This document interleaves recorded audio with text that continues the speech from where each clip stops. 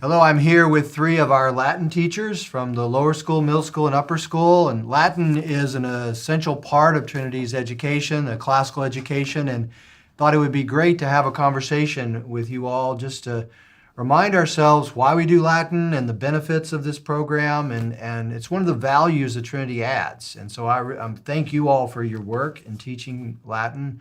And could you introduce yourselves briefly? Right. Daryl, why don't we start with you? All right. Well, I'm Daryl Steele. I teach Latin in the upper school. I teach levels 2, 3, 4, and 5.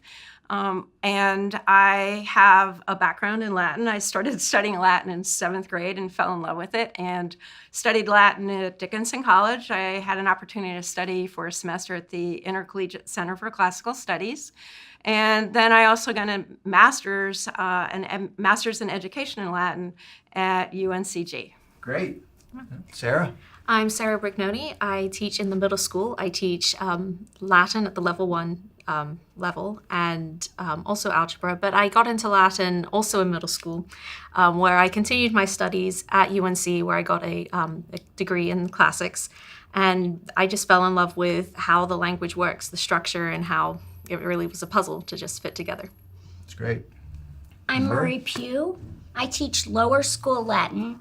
I start with students in 5th grade and take them through 6th grade. I also started studying Latin in junior high school, and I loved the certainty of knowing that I would be able to get a translation from those Latin words, even if I couldn't solve my algebra problems. Yeah, that's great. I have lots of good memories myself of Latin starting in 7th grade all the way through my senior year, and slogging my way through the Aeneid and through Cicero, and just good hard work that I think has paid dividends in my life, and so I'm thankful for that. Let's talk a little bit about how Latin fits into the overall educational program and pedagogy of Trinity. Sarah, could you talk a little bit just about the trivium of grammar, logic, and rhetoric that is a part of the framework of that classical education and how Latin fits into that? Absolutely. And as you know, that classical education that we provide here is one of our big missions here at Trinity. And there might be a more readily apparent historical connection between Latin and the classical education. But even today, the importance of the foundations of grammar, logic, and rhetoric in education are so greatly important.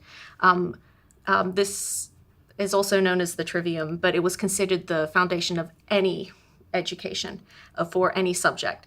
So grammar would be the study of just how a particular subject works, what are the parts, to really just get acquainted with the material of the subject.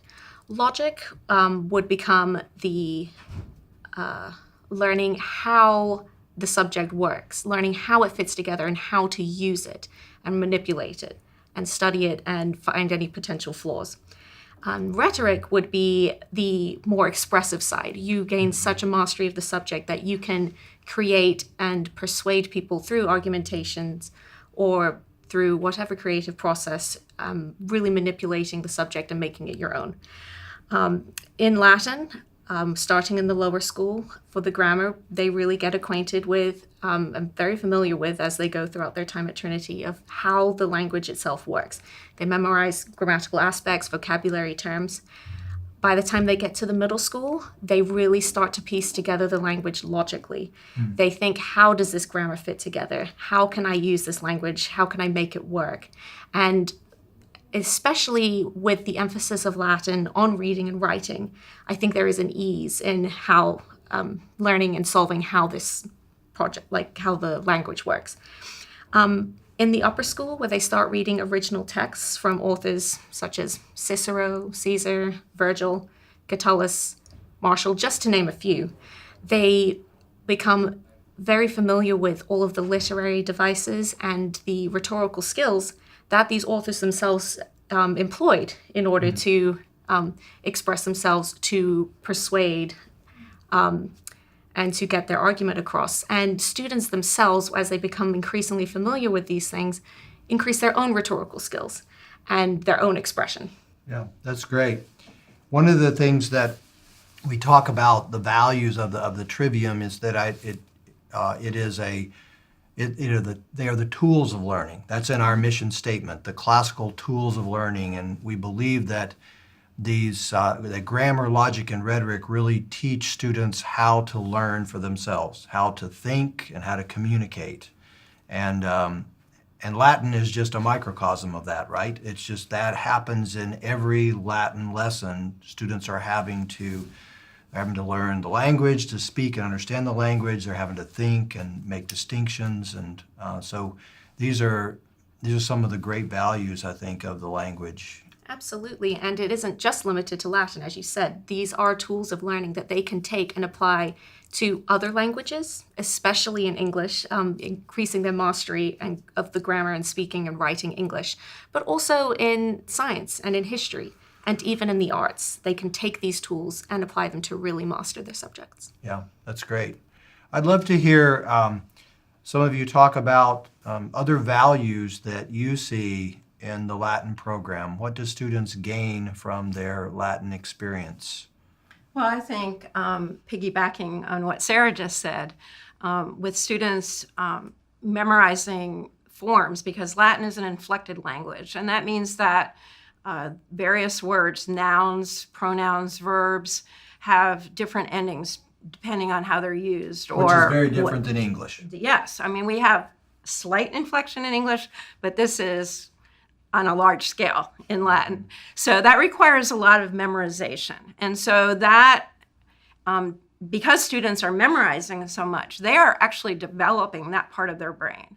And that will equip them for many other areas of interest that they have, being able to have conversations with people about other subject areas. They'll be able to remember things better and be able to speak in a more articulate way and more factual way. So I think that developing their memory skills is really important. Mm-hmm. And then once they have these forms memorized, and as they're memorizing them, they're using another part of their brain where they're thinking very logically. They're applying what they've memorized, and they have to reason through, how are these endings used? What difference do they make in a sentence? And the sentence structure might look different from English. And so they're making comparisons constantly between English and Latin. So they're learning Latin, but they're actually really learning English at the same time. They're really learning their English grammar. Yeah. They're learning terminology. They're thinking about how English sentences are structured, because they're thinking about how Latin sentences are structured. So it's almost like a puzzle in a way, and it's challenging and it's very interesting. Yeah, that's great. That value of the structure of the language is so important, I think. When I graduated from college, my first job was teaching 7th grade grammar in a boys' school in Memphis. And I realized I had never really had English grammar as an explicit course. I was probably shortchanged some in that. But I was able to teach that class because of my Latin. It was Latin that helped me teach English grammar. And I kept going back to it and relying on it because the structure of the English language is there. And Murray, I'd love to hear you talk a little bit about one of the things that Dorothy Sayers says in an essay that's been very important to Trinity, it's called The Lost Tools of Learning. In some ways, it was the essay that launched Trinity School. That's another story. But she says in there that the fact that Latin is an inflected language is more accessible for younger students who need to learn things concretely, that the grammar of English is more abstract because it's all about word order and subtle things like that. But in Latin, the direct object has, it's tagged, right, with a particular ending that's a particular case. Can you talk about that and how that works for students in the lower grades? Certainly. This morning, in fact, I was teaching the genitive case to my 5th graders. You might need to explain to some of our parents what the genitive case is. You're about to, I'll bet, yeah. Yes. The genitive case shows possession. Mm-hmm. So by the end of 5th grade, my students can take a Latin sentence apart and translate it into an English sentence. They know to look for endings on the verb that will indicate the number of the subject, whether it's first person, second person, third person, and singular and plural. So then they look for the endings on the subject and any adjectives that go with it, and they can identify the direct object, they can identify prepositional phrases, and today they learned how to show possession in Latin. They can't use an apostrophe. They need to use a special word ending. That's great. I think, too, the process of doing that is so important because as students are translating Latin, sometimes on a subconscious level and then eventually on a conscious level, they start thinking about how they write. And they start analyzing their own writing and thinking about how to express something with certain word phrases, or do they want to use a prepositional phrase, or do they want to combine two sentences into one? And just thinking about how they want to structure their own writing, is strongly influenced by what they've learned in Latin class. And so hopefully they become better writers, and then they become better speakers as well. So it really impacts their ability to communicate well, I think. What about in the development of vocabulary? A couple of you have mentioned this already, but I wonder if you could talk a little more about how you see Latin helping students to improve their English vocabulary. Well, when they start in 4th and 5th grade with Latin, we point out derivatives for them. And they get so excited when they find wordly wise words in Latin. Which is part of their English vocabulary program, the Wordly Yes. Wise. Yes. And so they find the roots of words, and then they can add prefixes and suffixes that are often from Latin or Greek, and they can build their vocabulary from one verb by adding tiny little suffixes or prefixes that often show up as prepositions as well. That's great. Yeah. And Sarah? too, they continue to increase that vocabulary, but we also teach them Latin phrases that are very common and prevalent in, our English-speaking world, from things like carpe diem or quid pro quo, or even an exit sign. All of these come from Latin, and just they get excited when they see these things in their own lives, and they can identify, oh, that's Latin, and this is what this means. And especially this is true if they continue in their studies with science or medicine or law. So many of those terms, I've heard 90% of science terms come from Latin and Greek. And so getting them already familiar and already doing half the work of memorizing those terms later. We also teach them Latin abbreviations that are used in English and focus on some mottos that are common, that people see, college mottos and such. And I think that also helps to our students to be better educated in terms of being able to understand things that they're reading and also to use them properly. And they delight in knowing that they know things that many adults don't know and often use incorrectly. That now they have these tools that they can use, and it's very exciting. And studies have been done that say that 60 to 65% of the words in English come from Latin.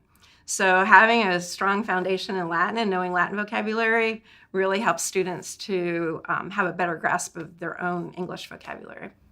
That's great. Talk a little bit more about the importance of precise, careful thinking in Latin, the ability to make fine distinctions. And there's a classicist I'll quote here, Ramsey. He said, in Latin, you must be absolutely right or you are not right at all. Does that ring true with you as translators of Latin? Well, students have to be precise, and I think that is a life skill that they learn in studying Latin. Whether it's a lexical form of a vocabulary word or translating and recognizing that a noun that's a subject is singular or plural, they are constantly having to be very careful in what they're doing. And these are wonderful skills. I've seen students mature over the years who start out kind of lackadaisical and careless, and by the time they're seniors, they are very precise, and they value that. They recognize that they have developed an important life skill. Yeah, that's a skill you want in your air traffic controller or your Right. surgeon or, yeah. Right. In Right. anywhere, pretty much. I mean, to be able to communicate well and to also receive information well, you need those skills. That's great. I wonder if you might tell a story about a student or about a moment in Latin that was just really important or illustrates the value of what we do here in Latin. Any particular stories come to mind? I have one. I love teaching the Latin phrases and words and mottos and abbreviations used in English. And I was doing that regularly, and I had a student who was a 10th grader, and just one day just burst out saying, "These are the liberal arts." And she was making the connections between what we were studying in Latin class to her other subjects. And she was seeing and feeling that connection between all these different subjects. And it was just so wonderful. And I just said, "You got it," Yes. And it was just very exciting. That's in that great. moment. Well, and the liberal arts are literally the freeing arts, right? So she discovered something of that liberation or freedom in that very moment of learning. Yeah, And the that was- connection between all of these different subjects. Yeah, Yeah, it was wonderful. that's great. Yeah. I remember I had some students come to me one year after their language arts exam, and they said, "Oh, I was Miss Erdzik at the time. Miss Erdzik, thank goodness we were doing Latin. That really helped me with my LA exam. Just they really, really helped with their English mastery, which I thought really struck me." Yeah, that's great. I would like to also add, I had some seniors last year who have since graduated, but they took the AP literature course, which we don't teach AP classes, but many students take that anyway. And they informed me that an essay they had to write was to address the rhetorical devices that were used in an essay that was presented. And they were like, "Mrs. Steele, we already knew all of them." And they just aced the essay, and they were so pleased, and they did great on the exam. But it was actually, it's part of their education in Latin. So it's a natural thing for them to know these things. And so they did it with ease and joy and excitement that they were able to do that. Yeah. It's a good story. Murray, you have anything to add?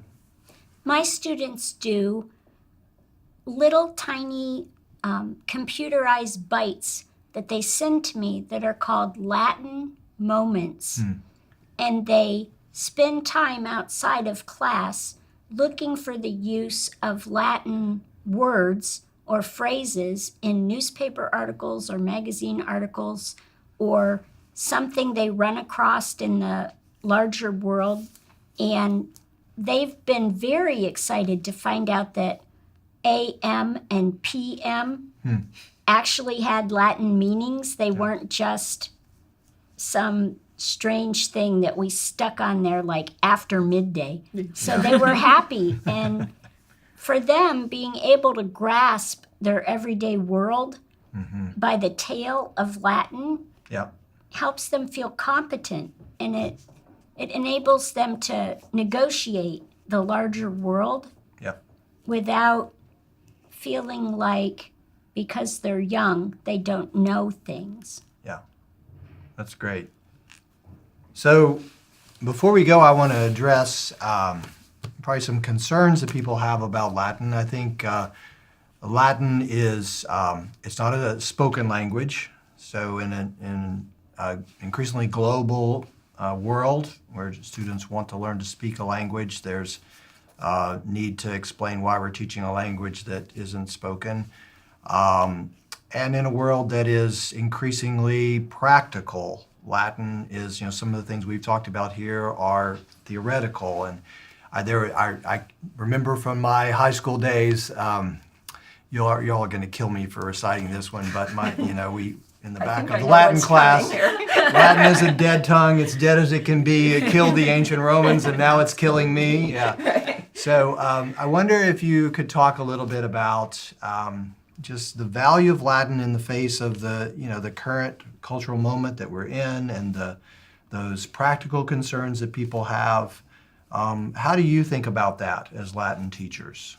Well, I think especially that Latin is an excellent springboard for learning any other language. Not only just the five Romance languages, Spanish, French, Romanian, Italian, and Portuguese. Thank you. Which Latin evolved into, but also other languages. German, it helped me with my Polish classes that I took at UNC, because when you learn the structure of a language, especially a language as heavily inflected as Latin, you have the tools and the ability to more easily access the grammar, the vocabulary of these other languages. So it's very easy to pick up another language once the foundation of Latin is in place. Yeah, that's great. And our students who switch, which they may at ninth grade, students can switch to Spanish, and those that have had Latin who've come up through Trinity, I know, appreciate the value of that Latin foundation as they learn Spanish, to your point. Yeah. I think also our Western culture is founded on basically the Roman civilization, the Greeks and the Romans, and their governments, and just even architecture. There's so many ways that our Western civilization has been influenced and founded on the classical world. So it gives us an appreciation and a connection to the roots of our culture. It also helps us to appreciate better literature through the centuries, art and architecture, all kinds of things. Even our own government was the founding fathers all knew Latin. And they could read Latin and write in Latin, and they were influenced by the Roman authors that our students can read. Some of the excerpts that they read at the upper level are written by these very authors, and so making those connections that's vital. I mean, for being an educated person, I think, and so and it enriches their lives. I think everything they do in Latin enriches their lives. They're learning life skills. Their lives are changed for the better. And I think our students value that too. I think at different stages of their studies, they realize this is really good. This is good for me. And so that's exciting too.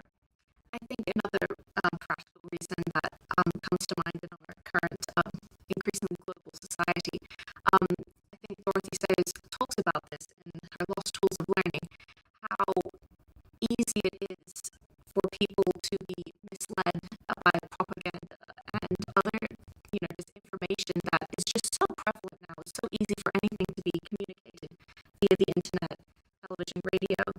And I think the skills of precision and precise thinking that Latin can offer, because the goal is not so much to be understood and communicate with another person, but really truly learning how to think and how to analyze and break apart something, I think is an incredibly important skill and a very practical skill in our day and age, where it's important to sift through all of the information. What's important? What's being argued? Is this a sound argument? And I think as our students, as we're raising them to go out and be citizens in this world, I think that's an incredibly important skill.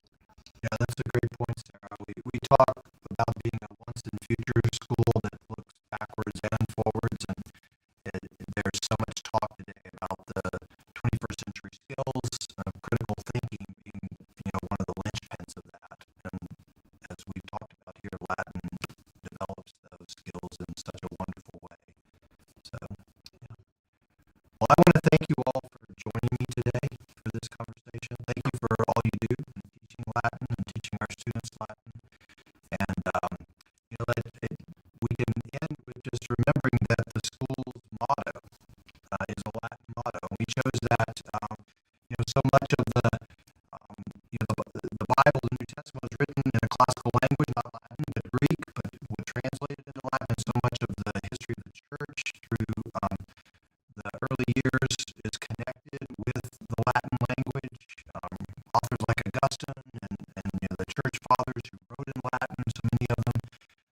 just this strong connection between Latin and our Christian mission. And non nobis domine, non nobis, not to